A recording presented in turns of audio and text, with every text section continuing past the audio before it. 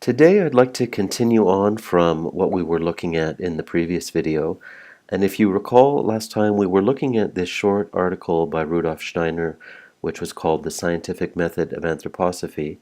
Now, being short, he really only had time in the article to lay out the big idea, which was looking at the difference between material science and spiritual science, and he was positioning them in a way where they weren't at odds with each other, but in fact one was an expansion of the other. So he made some comments in that article about how the very basic soul faculties, which allow for the original physical sciences, such as physics and chemistry, the way we observe and the way we kind of process experiences and thoughts inside of ourselves, those very faculties are what need to be expanded to go into his spiritual science and to take us into being able to study life and issues of soul and spirit in a scientific way.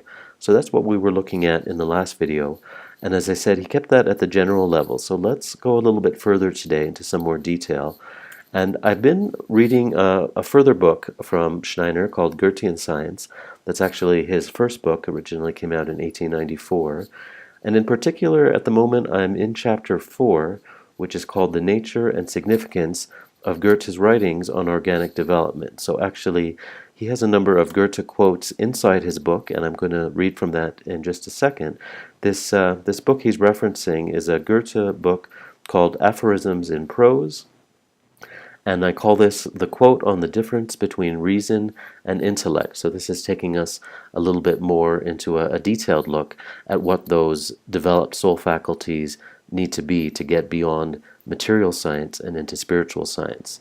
So what in this whole chapter, as I say, I'm pulling it out of that chapter 4 of that Steiner book, and it's quite a long chapter, and there's many things we could talk about in other videos, but just to focus in here, the main context here is looking at the difference between the science of the inorganic realm and the organic or living realm. So there's two, just like we were talking about in that original article, there's two different modes of science, two different soul faculties which need to be applied. So this is the Goethe quote where he says, "Reason is oriented toward what is becoming, the intellect towards what has become.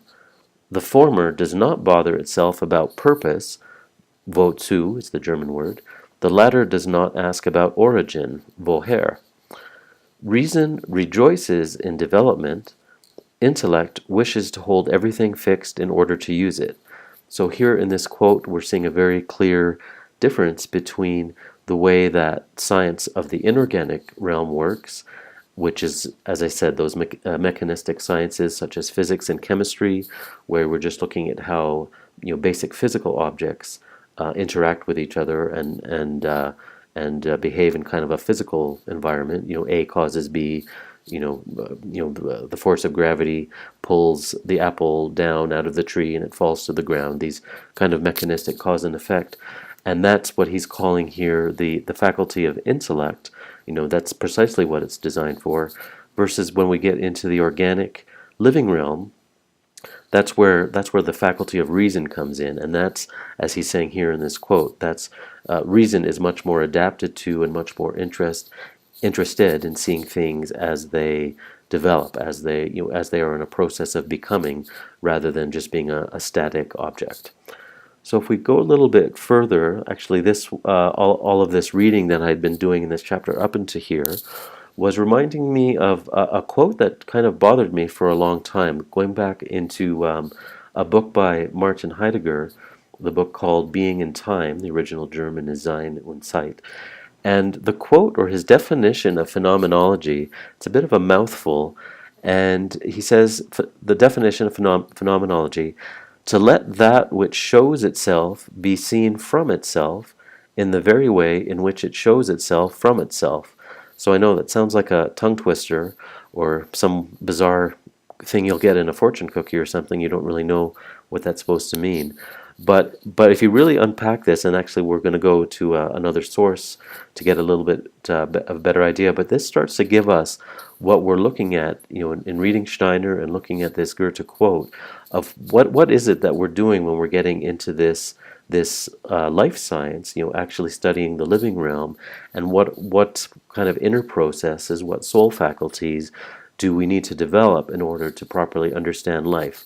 So to take this a little bit further, I'm turning now to a very important moment in Rudolf Steiner's book Philosophy of Freedom, and I'm turning to chapter 3, what he calls the exceptional state, or thinking about thinking. So I'm just going to read directly from that chapter here. So here we are in Steiner's Philosophy of Freedom, chapter 3, and I'm going to read the 8th paragraph here.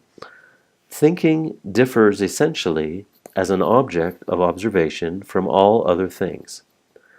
The observation of a table or a tree occurs for me as soon as the object enters the horizon of my experience. But I do not observe my thinking about the objects at the same time as I observe them.